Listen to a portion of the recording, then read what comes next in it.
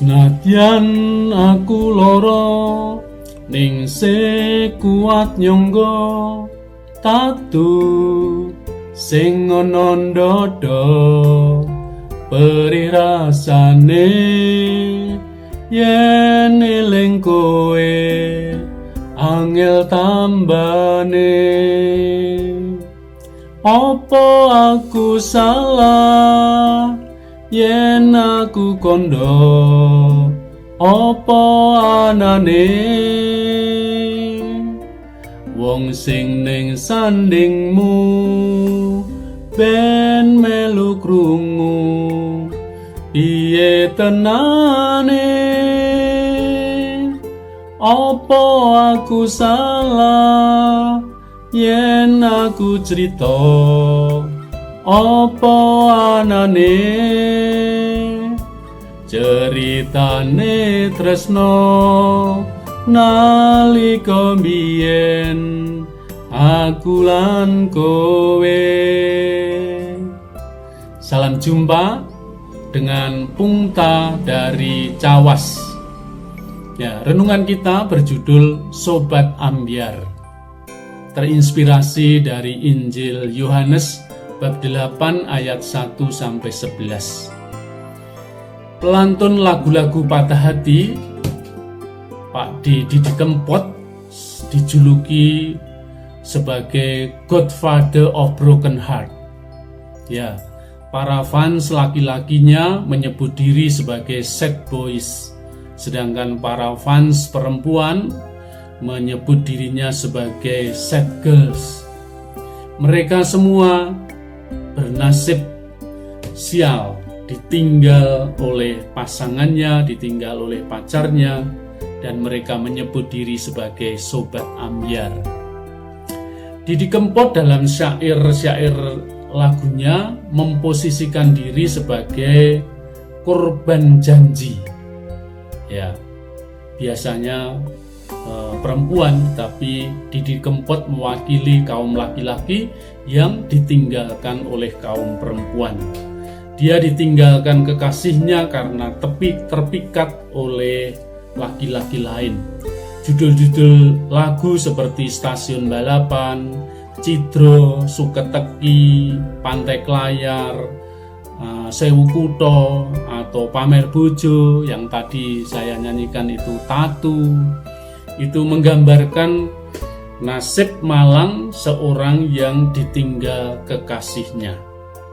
Biasanya perempuan, tetapi di sini Didi Kempot mau mewakili kaum laki-laki yang ditinggalkan oleh pasangannya. Perempuan selalu berada di pihak yang salah karena mudah jatuh pada pelukan lelaki lain. Perempuan menjadi pihak yang lemah. Dia dihakimi secara moral maupun secara sosial. Lelaki, seperti isi lagunya Didi Kempot, berposisi sebagai korban ingkar janji.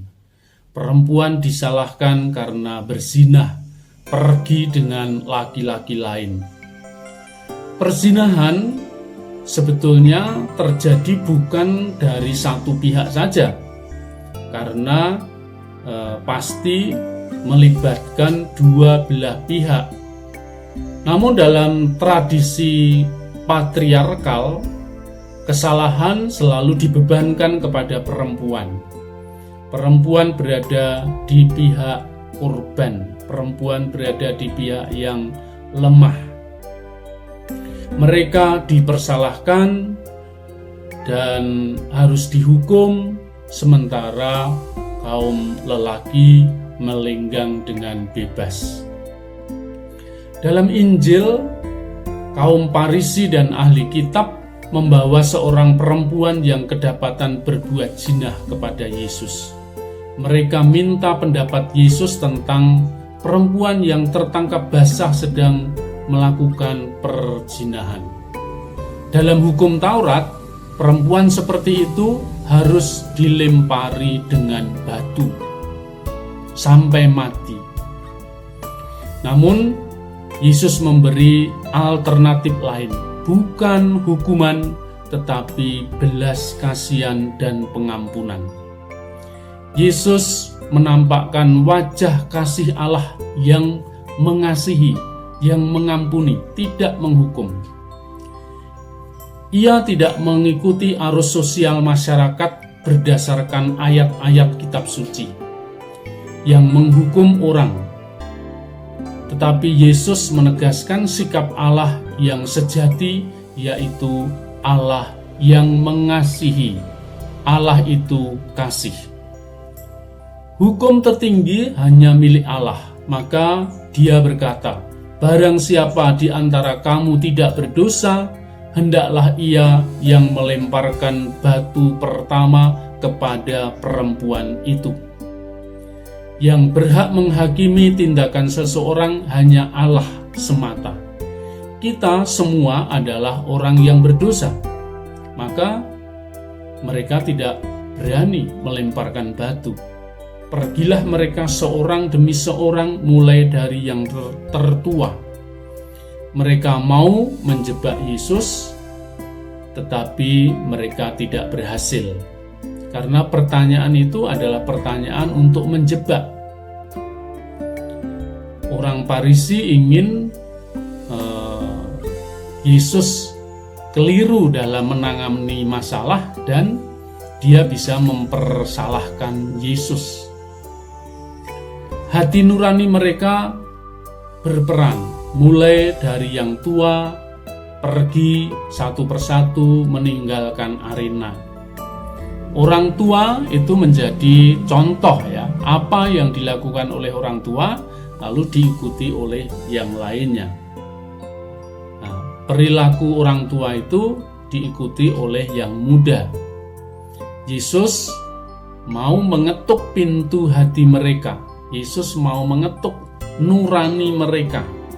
Siapa yang tidak berdosa boleh menghukum.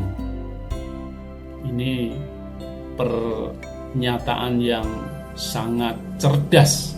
Siapa yang tidak berdosa boleh melemparkan batu. Di sini Yesus pun juga tidak menghukum perempuan itu. Inilah wujud dari kasih Allah yang sejati. Allah pun tidak menghukum, kendati Dia berhak menghakimi kita. Kasih Allah lebih besar daripada dosa kita. Aku pun tidak menghukum engkau, pergilah dan jangan berbuat dosa lagi mulai dari sekarang. Nah, di sini Yesus menunjukkan hati yang welas asih, hati yang penuh dengan cinta. Kita tidak boleh menyalahgunakan kebaikan Allah. Belas kasih Allah tidak boleh menjadi alasan bagi kita untuk berbuat dosa. Tidak apa-apa, saya berdosa lagi, nanti toh Allah juga akan mengampuni kita. Tidak boleh bersikap seperti itu. Kita harus menempatkan diri sebagai orang yang sudah dikasihi, maka kita wajib untuk membalas kasih dengan kebaikan. Maka Yesus tadi mengatakan, jangan berbuat dosa lagi mulai dari sekarang. Nah, kita tidak mudah untuk menghakimi orang lain. Mari kita jangan mudah sekali menghukum orang lain, karena kita pun juga orang berdosa. Kita harus menjadi lebih baik karena kita telah dikasihi oleh Allah. Kasih-Nya itu jangan sampai dinodai oleh perbuatan-perbuatan dosa kita. Nah, inilah Allah yang diajarkan Yesus, Allah yang mengasihi kita. Mari kita pun juga mengasihi orang lain. Berkat Tuhan.